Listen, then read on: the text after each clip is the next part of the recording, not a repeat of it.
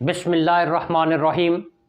In the name of Allah, the most beneficent, the merciful. तमाम तारीफ़ें अल्लाह रब्बुल इज़्ज़त की ज़ात बाबरकात के लिए, जो दिलों के राज खूब जानता है। उस रहीम रब का, उस करीम रब का जितना भी इंसान शुक्र अदा करे वो कम है कि इंसान की सलाहियतें, इंसान की महारतें और जो उसकी काबिलियतें हैं, ये उस रब्बे अज़ीम की अज़ीम नेमतों में से हैं। मैं हूं मोहम्मद ताहिर रब्बानी। आज की वीडियो बहुत ही अहम एसएलओ बेस्ड लर्निंग के हवाले से है। स्टूडेंट्स के और वालिदैन के बहुत सारे सवालात की वजह से आज की वीडियो बनाई जा रही है। यकीनन पेरेंट्स और स्टूडेंट्स के लिए कोई भी चीज़ जब नई आती है तो उनको परेशानी भी होती है और उसको समझना उनके लिए मुश्किल भी होता है। तो उनकी इसी मुश्किल को आसान करने जा रही है आज की ये वीडियो। ये वीडियो खास तौर पर federal board of intermediate and secondary education Islamabad का जो 2022 का एसएलओज बेस्ड एक रिफॉर्म्स का प्रोग्राम है, जो कि मॉडल पेपर्स की सूरत में उनकी वेबसाइट पे भी अवेलेबल है और वो तलबा मुख्तलिफ हवालों से उसको जान भी चुके हैं। उसी एसएलओज बेस्ड रिफॉर्म्स के हवाले से आज गुफ्तगू की जाएगी कि ये एसएलओज बेस्ड लर्निंग है क्या, व्हाट इज एसएलओज बेस्ड लर्निंग,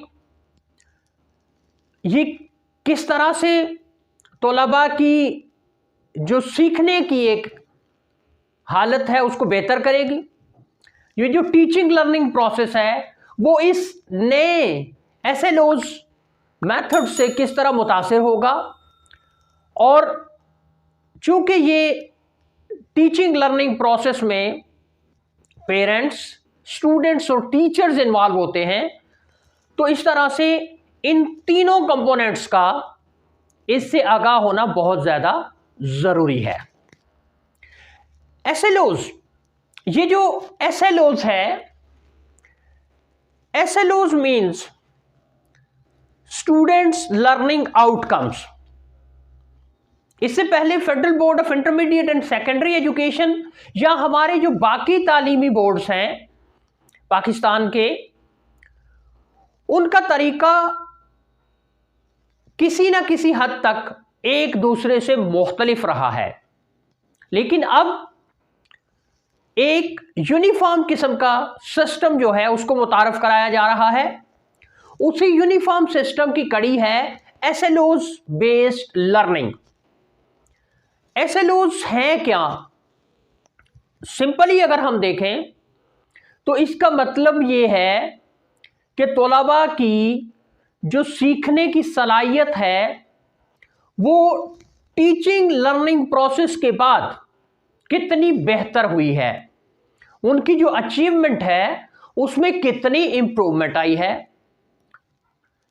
आज से पहले federal board of intermediate and secondary education के जो एग्जाम हैं या किसी भी बोर्ड का जो इम्तिहान है, ज्यादातर रहा है, अगर हम उसको ये कहें कि वो एक रट्टे की बुनियाद पर या स्टूडेंट्स की रिमेम्बरेंस, उनकी यादाश्त को चेक किया जाता रहा है। अब इस हवाले से काफी अरसे से काम जारी था कि हम बच्चों की स्किल्स पे काम नहीं कर रहे, बच्चों की महारतों को बेहतर बनाने के लिए हम वर्किंग नहीं कर रहे। यही वजह है कि जब हमारा एक ग्रेजुएट या इवन एक पोस्ट ग्रेजुएट स्टूडेंट किसी इंटरव्यू में बैठता था या किसी टेस्ट में बैठता था जाके, तो वो बेचारा अच्छे खासे ग्रेड्स लेने के बावजूद नाकाम लौटता था।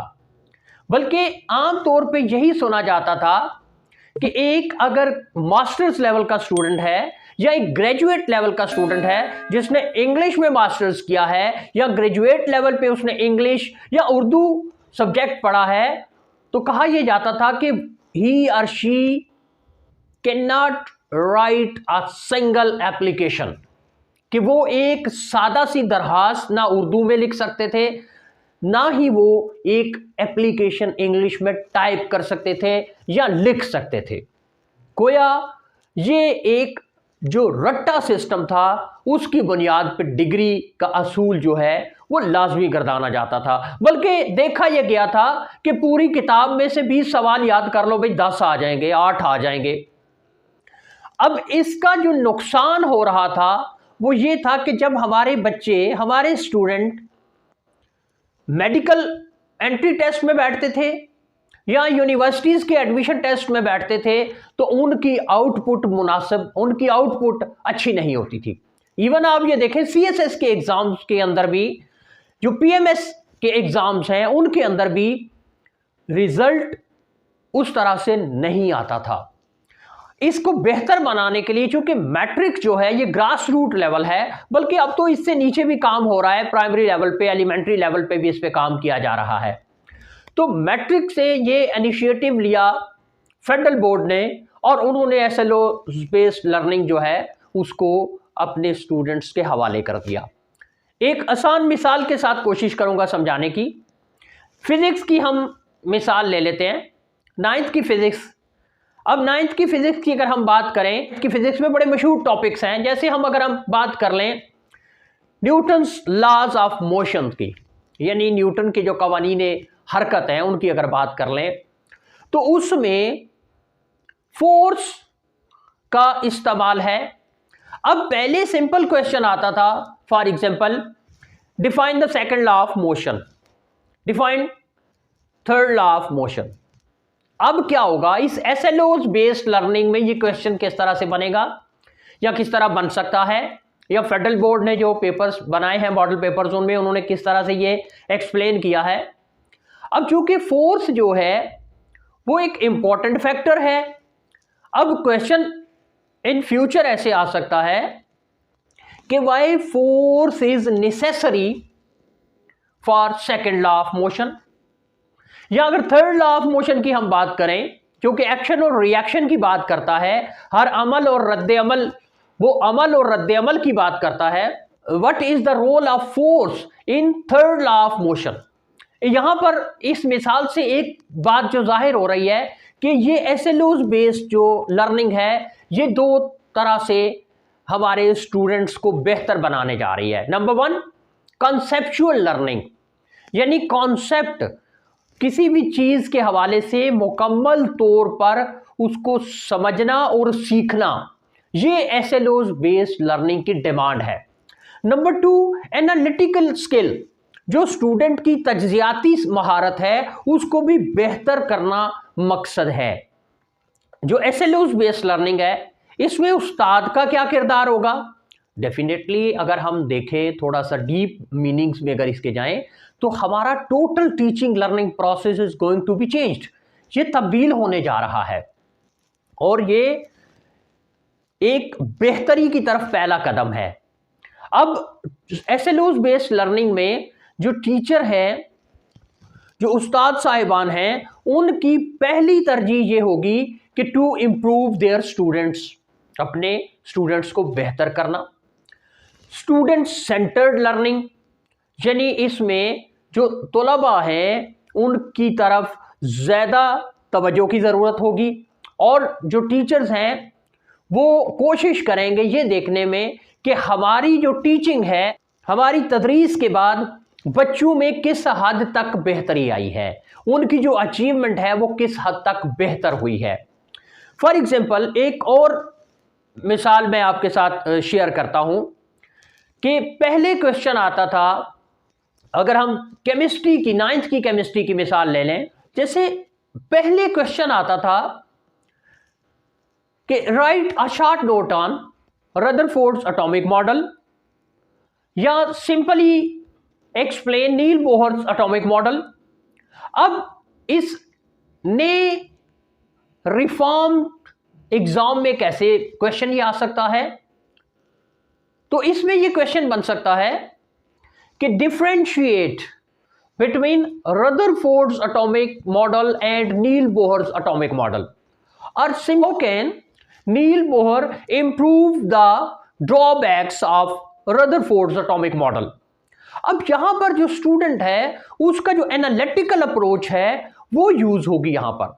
यानी आप कह सकते हैं कि ये जो federal board of intermediate and secondary education की एसएलओ बेस्ड लर्निंग है, ये बेसिकली बच्चों की स्किल्स को बेहतर करने के लिए है, उनके थिंकिंग अप्रोच को रीशेप करने के लिए है, उनकी थिंकिंग अप्रोच को बेहतर करने के लिए है, उनकी जो प्रॉब्लम सॉल्विंग अप्रोच है उसको बेहतर करने के लिए है, उनकी एनालिटिकल स्किल्स को बेहतर बनाना इस एसएलओ बेस्ड लर्निंग का जो है वो मकसद है। इसलिए ये कोई ऐसी मुश्किल चीज नहीं है। जब हम सुना करते थे कि ओ एंड ए लेवल्स के अंदर कॉन्सेप्चुअल क्वेश्चन होते हैं, सेम हम उसी पैटर्न की तरफ जा रहे हैं कि स्टूडेंट्स जो हैं, एक तो आपके लिए अब कोई यानी स्पेसिफिक बुक नहीं होगी कि जैसे पहले होता था कि पंजाब टेक्स्ट बुक बोर्ड है या नेशनल बुक फाउंडेशन की किताब है, केमिस्ट्री की, फिजिक्स की, बायोलॉजी की, मैथमेटिक्स की, उर्दू की, इस्लामिक स्टडीज़ की, या जितने और सब्जेक्ट्स हैं, ज्योग्राफी है, कंप्यूटर साइंसेज हैं। अब ऐसा नहीं है। अब उन्होंने आपको ये बता दिया है कि ये आपके टॉपिक्स हैं, ये आपका करिकुलम है और आप जहां से भी इसको तैयार करें। यानी आपकी जो लर्निंग है अब ये किसी एक बुक तक उन्होंने महदूद नहीं की। यानी आप कह सकते हैं कि आपकी कॉन्सेप्ट लर्निंग जो है, आपका जो इंटेलेक्चुअल लेवल है उसको बेहतरी की तरफ लेके जाना फेडरल बोर्ड ऑफ इंटरमीडिएट का मकसद है। इसलिए स्टूडेंट्स भी और टीचर्स भी इस एसएलओ बेस्ड रिफॉर्म्स के मुताबिक अपनी स्टडीज़ को बेहतर करना शुरू कर दें और अपनी जो है अपनी टीचिंग के अंदर बेहतरी लाना शुरू कर दें। इंशाल्लाह ये कोई चीज़ हमारे लिए नई नहीं है, ये एक टीचिंग लर्निंग प्रोसेस का हिस्सा है। हाँ, एक चीज़ है कि जब भी कोई चीज़ नई आती है सोसाइटी में तो शुरू में उसके लिए रेजिस्टेंस बहुत ज़्यादा होती है, लोग उसको कबूल करना ज़रा मुश्किल समझते हैं, लेकिन Aahista Aahista with the passage of time वो यूज टू हो जाते हैं। बहरहाल इकबाल ने कहा था कि इस कायनात के अंदर अगर कोई चीज़ हमेशा रहने वाली है तो वो तगय्युर है, वो तब्दीली है, वो चेंज है। इसलिए ये जो तगय्युर है, ये जो तब्दीली है, ये जारी व सारी है, अज़ल से है और अब तक रहेगी। अगर आपको हमारी आज की वीडियो अच्छी लगे तो इसको लाजमी लाइक करें, हमारे चैनल को सब्सक्राइब करें और दूसरों के साथ शेयर करें। अल्लाह हम सब का हामी हो, नासिर हो।